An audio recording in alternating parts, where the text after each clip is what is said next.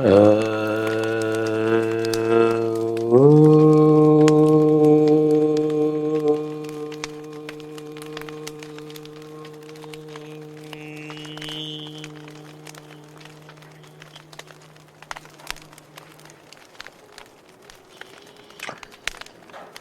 मेरे बहुत ही प्रिय और बेहद सम्मानित साथियों, हृदय की असीम गहराइयों से अभिनंदन, बहुत बहुत हार्दिक स्वागत। साथियों, भारत जैसे दुनिया के सबसे अधिक जनसंख्या वाले देश में, जहां पर कि हर एक कोर्ट में, चाहे वो लोअर कोर्ट हो, हाई कोर्ट हो या फिर सुप्रीम कोर्ट क्यों ना हो, कुल मिलाकर के यदि देखा जाए तो 3 से लेकर के 3.5 करोड़, और यदि मैं गलत हूं तो आप मुझे करेक्ट भी कर सकते हैं कमेंट के माध्यम से, तो 3 से लेकर के 3.5 करोड़ के लगभग मुकदमे पेंडिंग हैं। और इसके अलग अलग कारण हैं, क्योंकि अदालतों की संख्या कम है, जनसंख्या बहुत ज्यादा है, और बहुत सारे ऐसे केस जो हैं वो कुछ ऐसे लोगों के भी हैं जो शायद धन की कमी की वजह से, समय की कमी की वजह से, श्रम की कमी की वजह से, मानसिक प्रताड़ना की वजह से अपने केस की आगे प्रोसीडिंग करा पाने में सक्षम नहीं है। और कोर्ट के ऑनरेबल जो न्यायाधीश हैं, उनके भी ऐसे हमें समय समय पर वक्तव्य मिलते हैं कि ज्यादातर मामलों में, लगभग 50% मामलों में तो कन्वेंशन हो नहीं पाता और मुकदमा अंत में यह पाया जाता है कि झूठा साबित हुआ।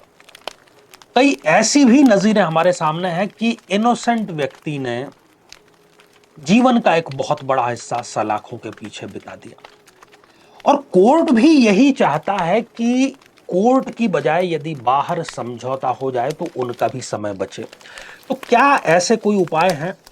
ऐसे उपाय निश्चित तौर पर हैं, ऐसी साधनाएं निश्चित तौर पर हैं, और ऐसी ही एक बहुत ही सुंदर, बहुत ही प्रभावशाली, बहुत ही चमत्कारिक साधना दुर्गा सप्तशती को लेकर के है। और हालांकि सप्तशती का हर एक मंत्र अपने आप में किसी न किसी मनोकामना पूर्ति का कारक बनता है, पूर्ण रूप से वैज्ञानिक है, अनुकरणीय है।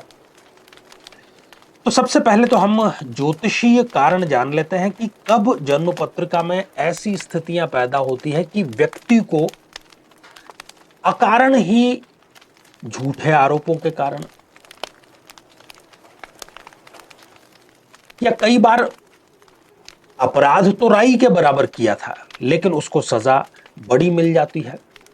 तो कुल मिलाकर के यदि कोर्ट कचहरी मुकदमे में आप फंस चुके हैं तो उसका कारण क्या होता है, एक जन्म पत्रिका के माध्यम से यहां पर हम समझते हैं। साथियों, जब भी किसी भी जन्म पत्रिका में लग्नेश अर्थात स्वयं आप, लग्न भाव का जो अधिपति है वो 6ठे, 8वें या 12वें भाव में जाकर के बैठ जाता है, तब ऐसी स्थिति उत्पन्न होती है। या ठीक इसके विपरीत स्थिति हो कि 6ठे, 8वें या 12वें भाव का स्वामी लग्न में आकर के बैठ जाए, इन दोनों ही परिस्थितियों में व्यक्ति को कोर्ट कचहरी, मुकदमा, अज्ञात भय, शत्रु, इन सब का सामना करना पड़ता है।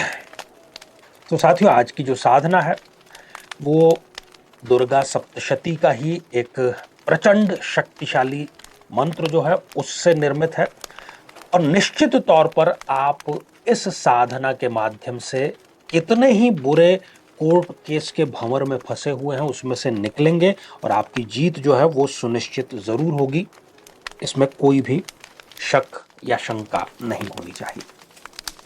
तो प्राण प्रतिष्ठित बीसा यंत्र आपको चाहिए, और बीसा के बारे में आपको पता है कि जिसके पास है बीसा तो क्या करेगा जगदीसा, मतलब ईश्वर भी उसकी किसी भी प्रकार की कोई हानि नहीं कर सकता। जो कि बीसा यंत्र की विधि को ठीक से अपना सकता है, उसकी साधना को जानता है। तो प्राण प्रतिष्ठित माला की भी आपको इसमें आवश्यकता होगी। शुक्रवार या शनिवार, इन दोनों में से किसी भी वार से आप इसको प्रारंभ कर सकते हैं। संध्या काल में भी कर सकते हैं, और रात्रि काल में भी आप चाहे तो इसको कर सकते हैं, और ब्रह्म मुहूर्त में भी कर सकते हैं। रात्रि में ठीक 12 बजे के बाद कर सकते हैं, या फिर आप प्रातः काल कर सकते हैं सूर्योदय से थोड़ा पहले, या फिर आप संध्या काल में सूर्यास्त के थोड़ा सा बाद में कर सकते हैं। ये तीनों इसके लिए समय है।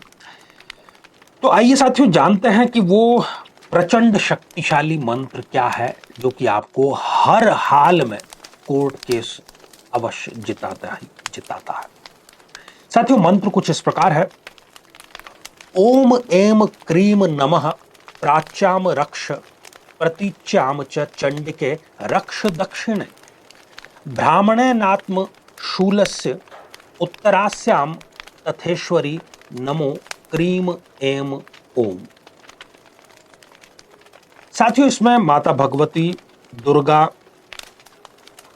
चंडी से क्या प्रार्थना की गई है? यही प्रार्थना की गई है कि आप अपने त्रिशूल के माध्यम से पूर्व, उत्तर, पश्चिम, दक्षिण अर्थात चारों दिशाओं से हमारी रक्षा करें, ऐसी प्रार्थना की गई है। क्योंकि जब आप कोर्ट में होते हैं तो सामने वाला जो पक्ष है, सामने वाला जो वकील है, उसका एक ही प्रयास होता है कि वो आपको चौतरफा घेर ले। आपके पास में अपने बचाव के सारे रास्ते हैं, कैसे उसको वो बंद करे, गवाहों को कैसे बरगलाए, सबूतों के साथ में कैसे छेड़छाड़ करें, ये सारे के सारे कार्य उनके होते हैं। तो इस साधना को, इस मंत्र को आपको नित्य 11 माला जाप करनी है। एक माला में 108 बार होता है। तो प्रतिदिन यदि आप करेंगे, प्रतिदिन एक ही स्थान पर बैठ करके आपको 11 माला नित्य इसकी जाप करना है और लगातार इसको आप 21 दिनों तक करेंगे। 21 दिवसीय ये साधना है और 21 दिन के भीतर ही आप पाएंगे कि चाहे आपका कोई फैमिली का मैटर हो, फैमिली कोर्ट में हो, क्रिमिनल कोर्ट में हो या सिविल हो, हर एक प्रकार के मुकदमे में जो अगली डेट होगी उसमें आपके पक्ष में मामला आकर के ही रहेगा, बशर्ते कि आपका मन शुद्ध है, पूरा समर्पण है माता के प्रति, इस उपाय के प्रति। तो इन सभी साधनाओं का, इनकी जो सार्थकता है वो तभी साबित होती है जबकि हम इसको पूर्ण मनोभाव के साथ में संपन्न करते हैं।